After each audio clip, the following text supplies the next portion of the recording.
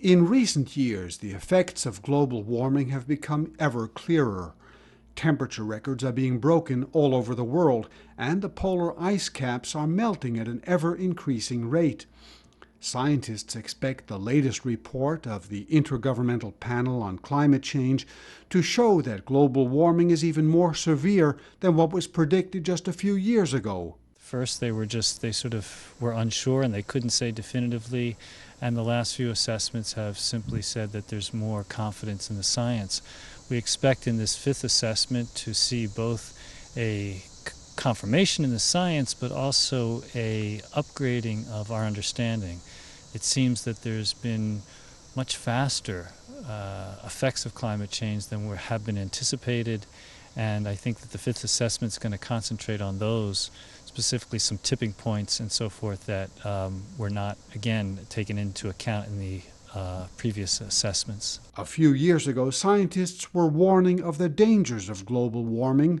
Now they are increasingly pointing to changes that have already started. We've been used to talking about climate change that's going to happen sometime in the future, and now we recognize that it's happening now. I mean, this past summer has broken record temperatures across the planet.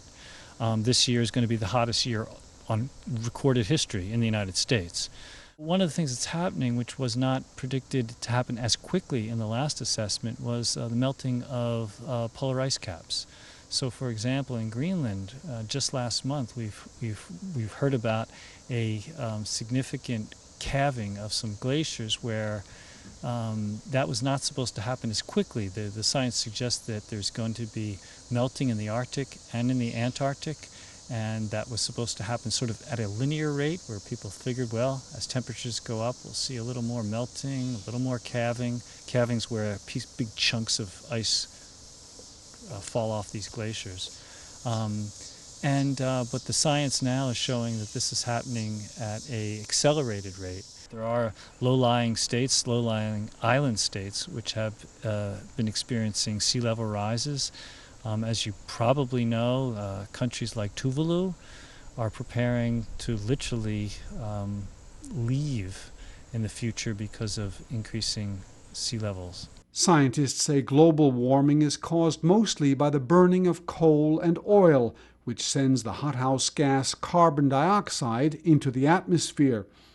But a 15-year-old international agreement, known as the Kyoto Protocol, is about to expire, and countries have not been able to agree on new limits to hothouse gas emissions.